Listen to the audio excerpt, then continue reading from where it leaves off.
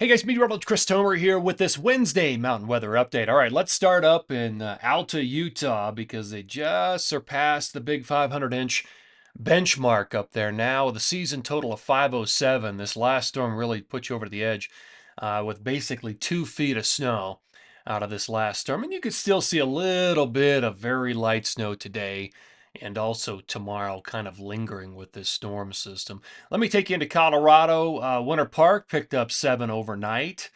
Now you're at 336. I've got a few season totals I'll show you coming up for some resorts across the West, but it should be a great day up at Winter Park in a lot of Colorado, and it's definitely cold this morning in Colorado. Take a look at the numbers here. Air temps, wind speed up there this morning. This is at Breckenridge up on top of the 10-mile range in peak 8. And air temps are below zero up there this morning, 3 below at 6 a.m. And some of the gusts are running close to 40 miles per hour at last check. And so that's going to put your wind chills well below zero. So this storm brought in snow and it brought in colder temperatures, especially up at higher elevations. Seeing that this morning.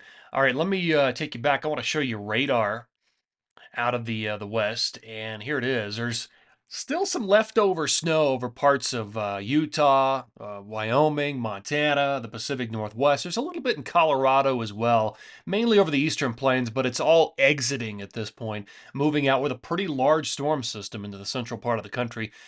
Just a tiny bit of snow left over on radar across Salt Lake, potentially moving through the Wasatch this morning. Again, just very light additional snow accumulation. Here's water vapor across the west. So this is mid-level, and you're looking at drier air in the oranges and red colors. Your moisture's in the whites and the blues. So there's our big storm system exiting into the plains. And you can see there's a little bit of energy kind of behind it too. That's what may keep the snow going lightly over the next couple of days. But this storm's got a lot of severe weather out ahead of it. Severe thunderstorms, tornadoes, all of that.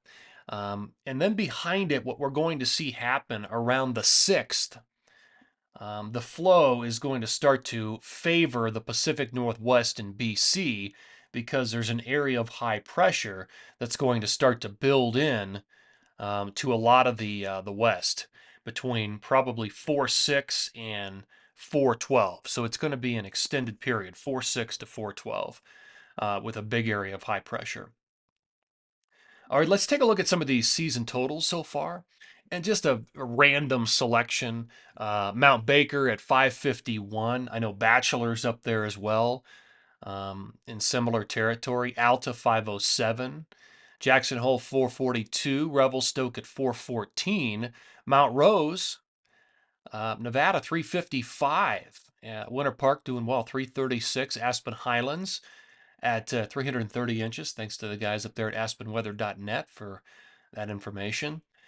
Schweitzer at just about 300 inches up there in northern Idaho.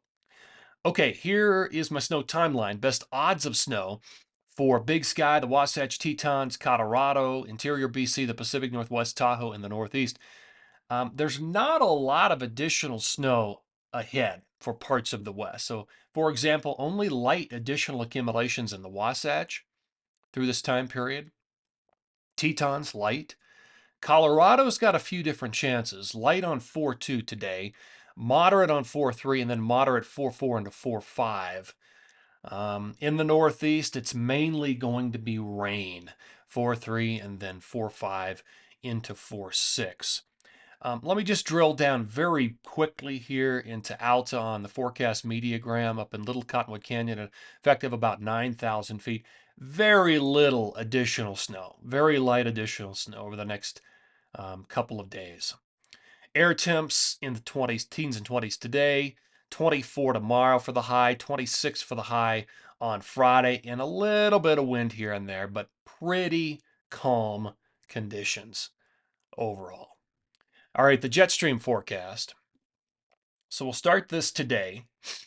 Notice the big trough, the big dip in the jet. These are winds up at about 30,000 feet, the steering winds. And I'm looking at the brighter colors here, the oranges and the reds, but also the kinks or the dips in the flow.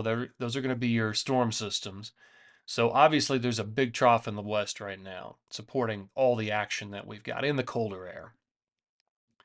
So into Thursday, it's still there, and it's digging even further to the south through parts of Arizona and New Mexico. So I still think we could pick up some moderate additional accumulations through like Arizona Snowball, Bryan Head, and then potentially moderate to heavy through Taos, Ski Santa Fe, southern Colorado.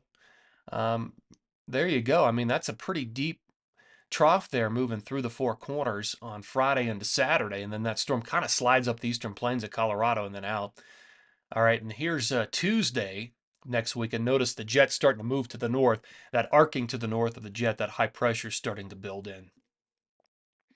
Snow accumulation over time, so the light blues are going to be your lightest accumulations under 3 inches. Greens are 3 to 6, yellows 6 plus, reds 10 plus. So I'll start this early today. Here we are early on Thursday. Okay, there's that the tail end of the storm, the trough digging down into the four corners. With snow for Arizona, southern Utah, southwest Colorado, northern New Mexico eventually.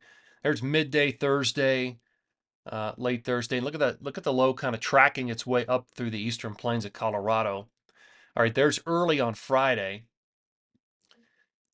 There's late Friday. And look at the snow developing over the top of Taos, southern Colorado. So a couple lingering small storm systems kind of just going down through the base of the trough there in the four corners. Midday Saturday, late Saturday, there's early Sunday, everything departs.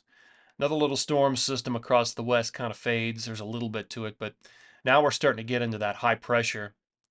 It's going to start to stretch its wings out here.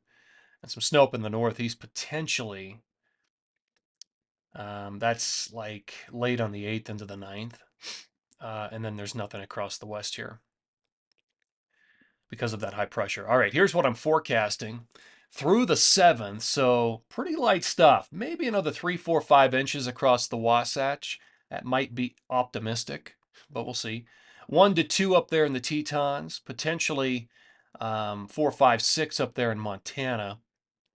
2 to 7 from Brundage north into Schweitzer. Interior BC, anywhere from 3 to 6 inches. 3 to 6 up through parts of Sunshine up to Marmot Basin as well. 4 to 12 through the Pacific Northwest, and very little in the Sierra.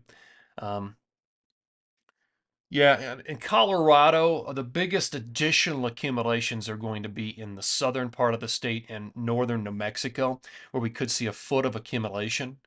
In the central and northern mountains of Colorado, anywhere from, say, 4 to 8 inches of additional accumulation.